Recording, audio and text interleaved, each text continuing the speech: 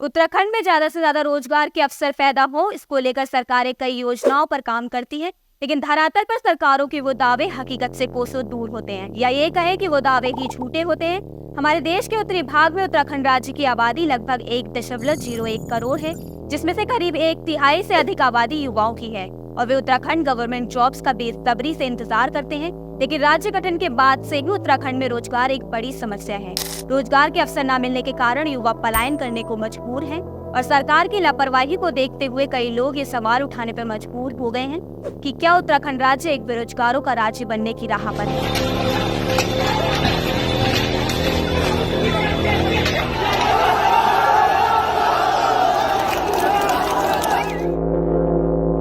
क्या है उत्तराखंड में बेरोजगारी के पिछले 5 साल के आंकड़े दे रहे गवाही उत्तराखंड में कितनी है बेरोजगारी।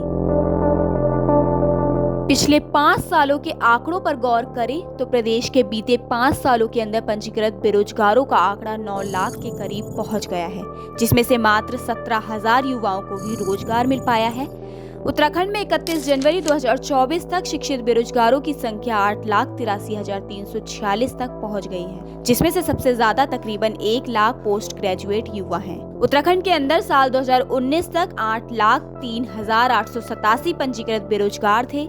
साल 2020 में इस आंकड़े में थोड़ी कमी आई और पंजीकृत बेरोजगारों की संख्या घटकर 7,78,077 हो गई।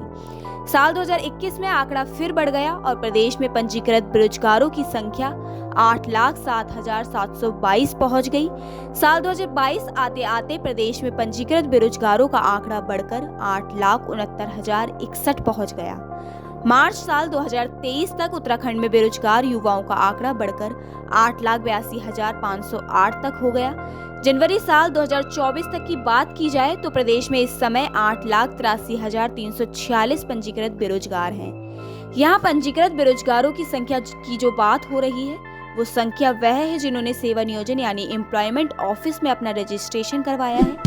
सेवा नियोजन कार्यालय में पंजीकृत न करने वाले युवाओं की संख्या भी ठीक ठाक मानी जाती है। यानी अगर बेरोजगारों की बात करें तो प्रदेश में सेवा नियोजन विभाग के आंकड़े से कई ज्यादा युवा बेरोजगार होंगे। बेरोजगारों की इन आंकड़ों में मैदानी जिले सबसे आगे हैं। सबसे ज्यादा पंजीकृत बेरोजगार 1,21,628 देहरादून में है। वहीं दूसरे नंबर पर हरिद्वार है जहां 1,13,110 पंजीकृत बेरोजगार हैं। तीसरे नंबर पर उधम सिंह नगर है जहां 92,396 पंजीकृत बेरोजगार हैं। ये सभी आंकड़े सेवा नियोजन कार्यकाल उत्तराखंड की तरफ से दिए गए हैं। ये आंकड़े कहीं न कहीं सरकार की लापरवाही को दिखाते हैं और ये डेटा सरकार और नीति निर्माताओं के लिए एक चेतावनी है कि उत्तराखंड में बेरोजगार व्यक्तियों की संख्या बहुत अधिक है। हैरानी की बात यह है कि पिछले 5 सालों में केवल 17,743 अभ्यर्थियों को ही रोजगार मिला है। प्रदेश में लगातार बढ़ती जा रही शिक्षित युवाओं की बेरोजगार पहुंच देश और समाज दोनों के लिए चिंता का विषय है। आखिर सरकार क्यों नहीं कर पा रही बेरोजगारी दूर? पढ़े लिखे होने के बाद भी बेरोजगार क्यों है युवा? प्रदेश में युवाओं को रोजगार देने से जुड़ा मुद्दा पिछले लंबे समय से राज्य की राजनीति में छाया हुआ है।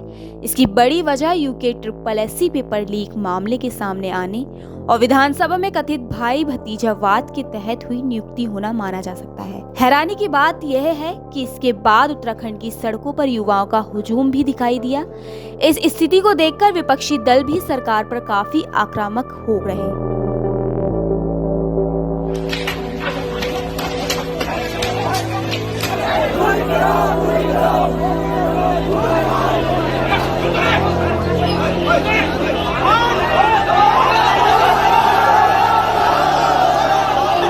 बहुत ज़रूरी है कि जो इस प्रकार के अपराध में शामिल हैं, बच्चों के भविष्य के साथ खिलवाड़ जिन्होंने किया है, हमारी बेटियों के साथ, बेटों के साथ, उनके खिलाफ कठोर कार्रवाई होनी चाहिए। अगर इन्होंने अकूत धन संपत्ति कमाई है इस 2 नंबर के काम से, इस गलत काम से, तो उसको जब्त होना चाहिए। हमने निर्देश दिया है कि और उन पर जो कठिन से कठिन, कठोर से कठोर धाराएं हो सकती हैं। उत्तराखंड को लेकर हमेशा से एक कहावत प्रचलित रही है कि पहाड़ का पानी और पहाड़ की जवानी कभी उनके काम नहीं आई। इसका मतलब है उत्तराखंड के संसाधन ही कभी उत्तराखंड वासियों के काम नहीं आए। सरकारें सिर्फ अपने बारे में सोचने में रही और जनता हर बार की तरह सिर्फ परेशान हुई। नई सरकार बनने के बाद आखिरी साल में फिर इलेक्शन होने के डर से अगर कुछ भर्तियां आ भी जाएं तो वो भी लीक हो जाते हैं और अगर युवा अपनी आवाज उठाएं तो उन पर लाठीचार्ज किया जाता है। ऐसे में एक बड़ा सवाल ये उठता है कि सरकार इस बढ़ते बेरोजगारी को कैसे रोकेगी।